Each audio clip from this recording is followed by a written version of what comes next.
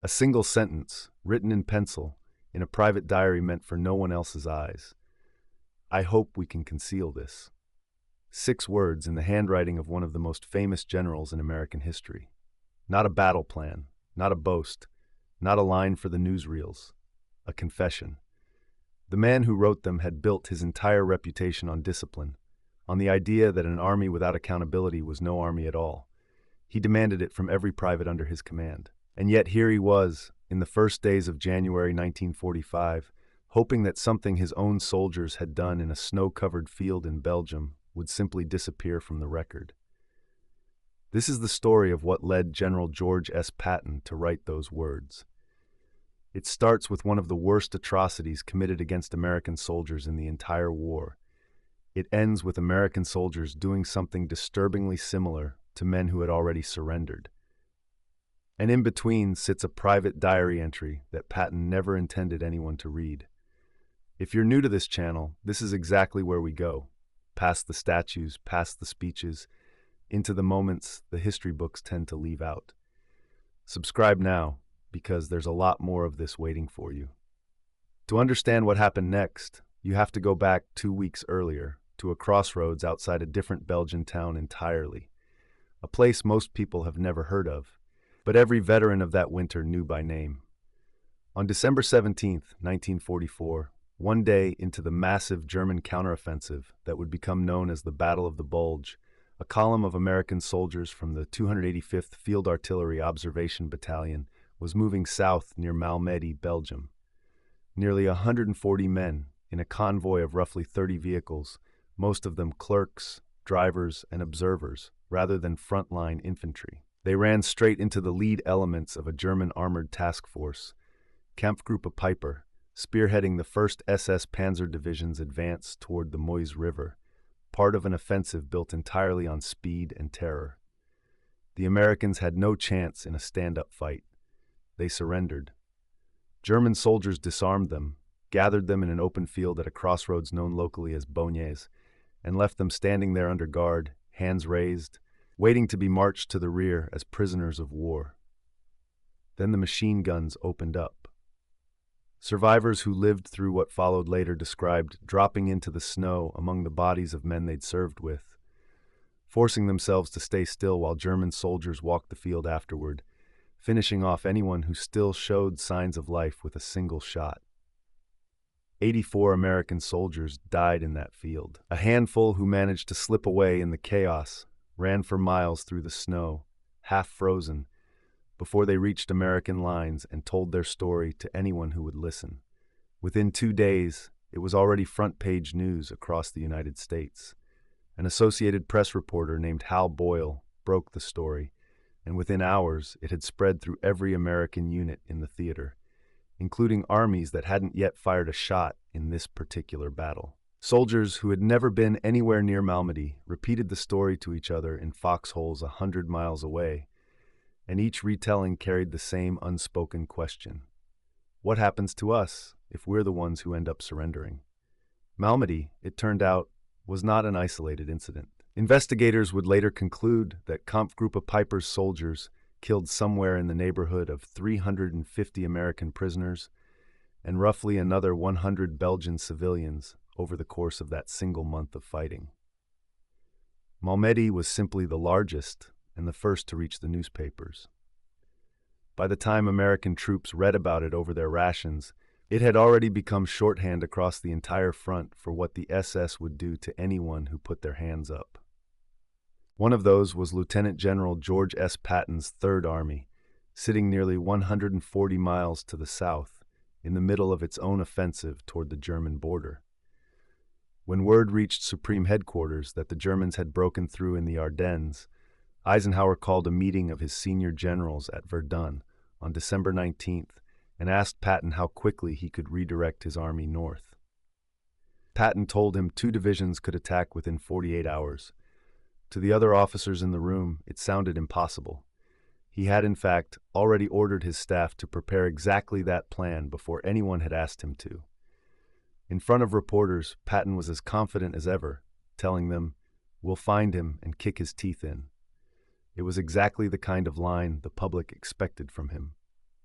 What followed was one of the most demanding maneuvers of the entire war. An entire field army, locked in combat, facing east, disengaging, wheeling 90 degrees, and driving more than 100 miles north over icy roads in the dead of winter, straight into a battle nobody had planned for. But Patton's own private diary from those days shows none of the swagger the public knew him for. Watching the scale of the German attack unfold, he wrote a line he would never have said to a reporter: "We can still lose this war." It was the private admission of a man who understood, better than almost anyone else in the theater, exactly how close the front had come to collapsing. The weather was working against him as much as the Germans were. Thick cloud cover had grounded Allied aircraft for days, denying American ground troops the air support that might have blunted the German advance. Patton was frustrated enough by it that he had his Third Army chaplain draft a prayer asking for clear skies, which was printed and distributed to the troops that same month. Whether it was the prayer or simply the turning of the season, the skies did clear in the days that followed, and Allied fighter bombers went to work on the exposed German columns below.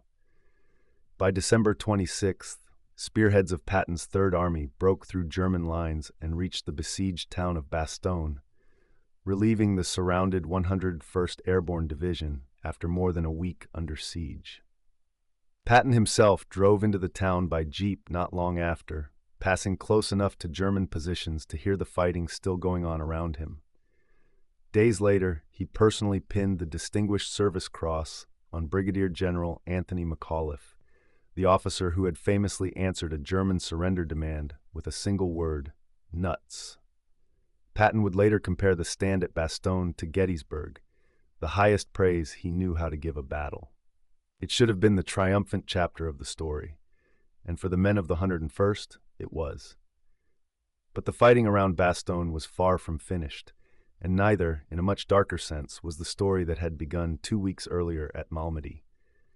On December 28th, with the corridor into Bastogne secured, Eisenhower released 2 fresh divisions from Allied reserve to reinforce Patton's continuing counterattack: the 87th Infantry Division and the 11th Armored Division. The 11th Armored had never fired a shot at the enemy. Activated back in 1942, the division had spent more than 2 years training across Louisiana, Texas, and California before finally shipping out for England that autumn. It landed in France in mid-December 1944, expecting a relatively quiet assignment mopping up isolated German garrisons along the Brittany coast. Instead, within days of arriving on the continent, the division was rerouted at speed straight into the worst fighting the U.S. Army had faced since Normandy.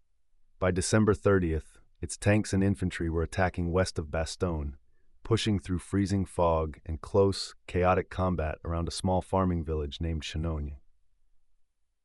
Accounts from the men who were there describe a dense ground fog that hid entire columns of tanks from one another until they were almost close enough to touch, brutal cold that froze weapons and hands alike, and a Green Division learning, in real time, exactly what combat looked like.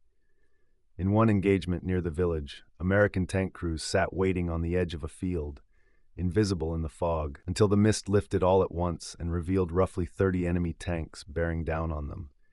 It was that kind of fighting, sudden, disorienting, and unforgiving of mistakes. Every one of those soldiers had, by now, heard about Malmedy. Some carried newspaper clippings in their pockets. Others had only heard the story passed from man to man, growing grimmer with every retelling, a story about what happened to American soldiers who put their hands up. The fighting for the village itself had been brutal in the days leading up to it. Chenogne changed hands more than once, German armor and infantry contesting every approach, American tank crews taking losses in the confusion of fog and close combat. By New Year's Day, tempers on both sides had been worn thin by days of fighting in conditions that gave no one much reason for mercy. On the morning of January 1st, 1945, in and around Chenogne, German soldiers began surrendering to the advancing Americans of the 11th Armored Division. What happened to some of those prisoners has been pieced together from multiple first-hand sources: American veterans who were present that day, and Belgian civilians who watched from whatever cover they could find in their own village. One of those American witnesses was a soldier named John Fagg, serving with the 21st Armored Infantry Battalion.